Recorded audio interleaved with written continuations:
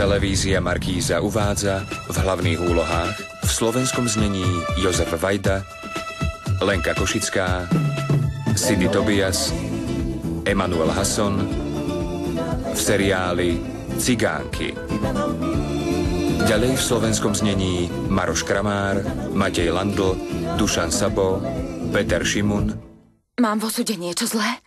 Lucia Gažiová, Gabriela Zuríková, Eva Landlová, Ivan Laca, Helena Geregová, Judita Bilá, Silvia Peteová, Lucia Vrávlicová, Martin Kaprálik, Juraj Kemka, František Kovár a Eva Matejková.